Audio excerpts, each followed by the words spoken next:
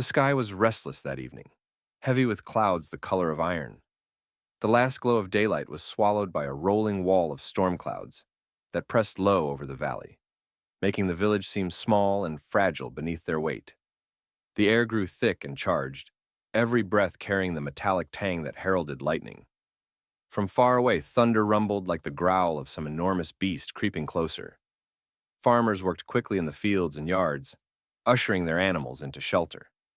Chickens were herded into coops, cows driven toward the stable, and lanterns flickered against the rising wind as doors were bolted shut.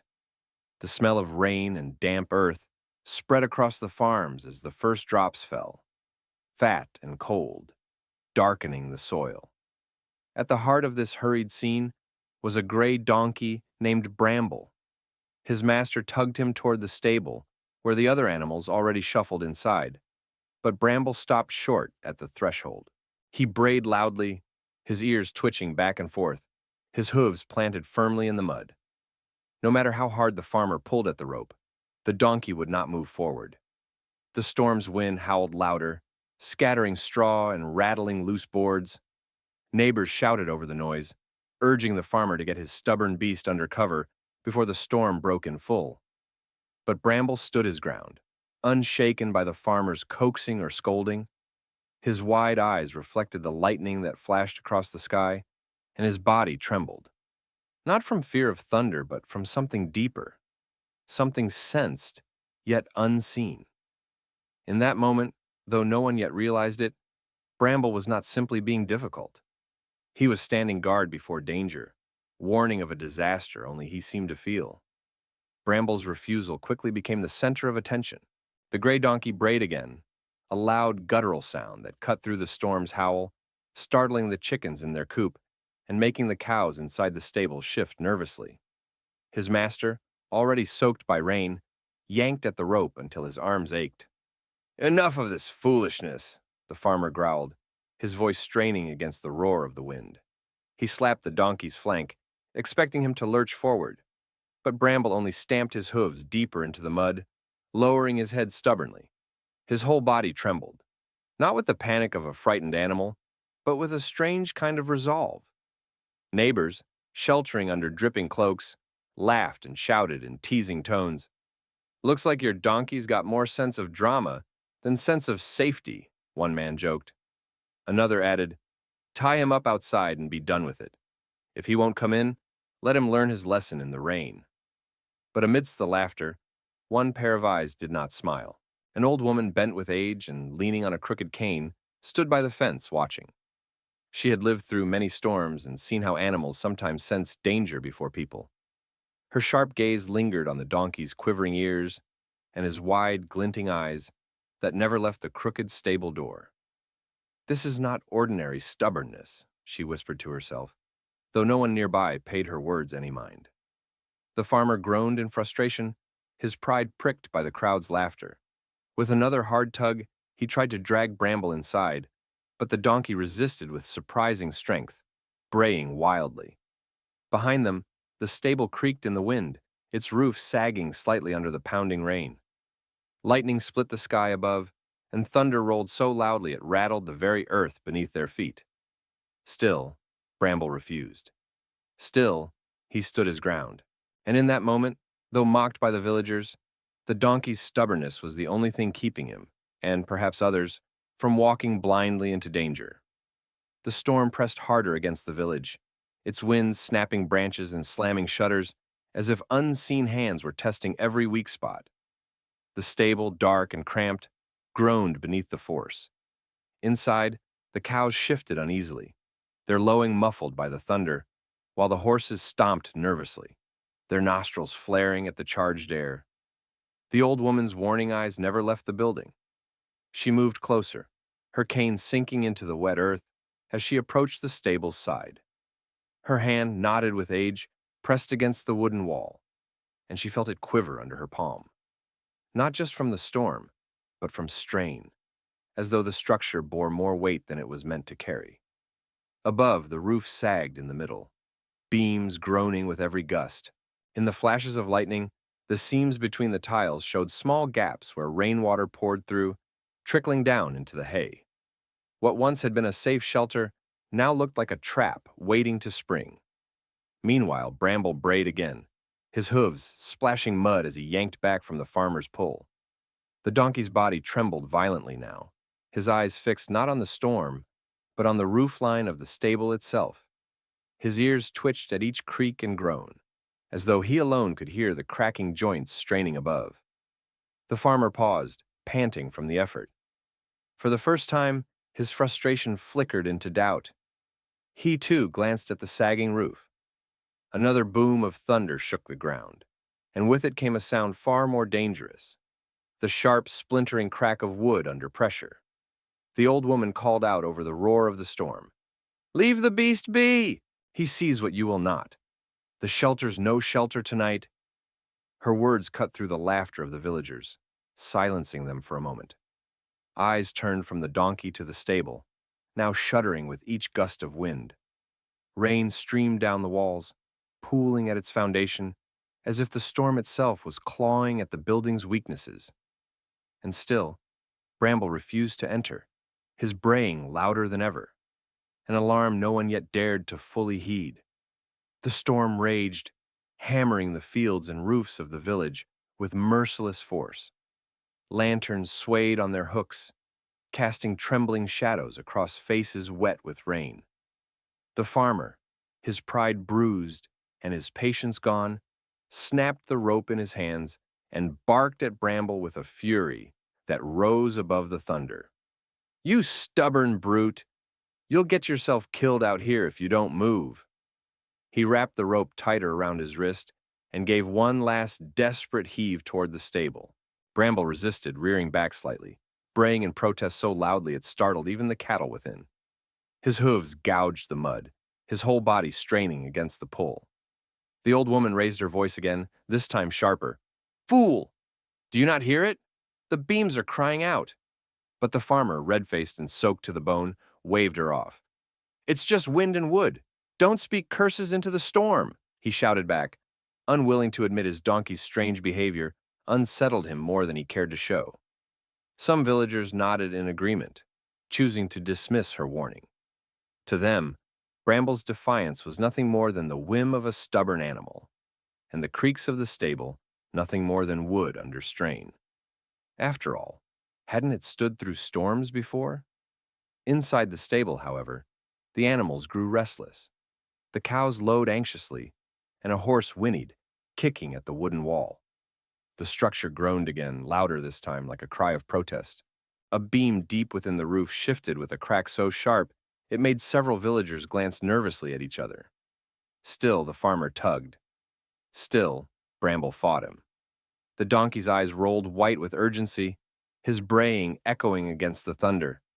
He planted himself firmly, like a living barricade against his master's will. And so the farmer, frustrated and blind to the truth, ignored the donkey's alarm. But the storm and the fragile roof above were reaching their breaking point, and soon no one would be able to ignore the danger. The night seemed to tighten around the stable, as if the storm itself was holding its breath. The wind shrieked through the trees, and the rain lashed in sheets so thick that the lantern light blurred into a golden haze. Every groan of the old timbers sounded sharper now, more urgent, like warnings in a language only Bramble could truly understand. Then it happened. A deafening crack split through the night like a gunshot. Villagers gasped and turned as the roof's ridge beam, swollen with years of rot and now heavy with water, gave way. The center of the stable sagged, and in an instant, wood splintered and collapsed under its own weight. With a thunderous roar, part of the roof crashed inward, sending shingles and heavy beams down into the stalls. Hay and dust exploded into the air, mixing with rain as frightened cows bellowed and horses screamed in terror. Sparks flew where a lantern was crushed, and for one dreadful second, fire threatened to leap into the chaos, before the storm's deluge doused it in a hiss of steam. The farmer staggered back, rope slipping from his grip. His face went pale as he stared at the ruin before him. If Bramble had obeyed, the donkey and he himself would have been directly beneath the falling beams. The truth struck like lightning. The donkey's defiance had saved them both. The old woman cried out, her voice carrying like a bell through the storm. "Do you see now? The beast was wiser than us all." The villagers who had laughed before now fell silent, their eyes wide with awe and fear. Some rushed forward to help pull frightened animals from the ruined stalls, while others began pushing aside shattered timbers.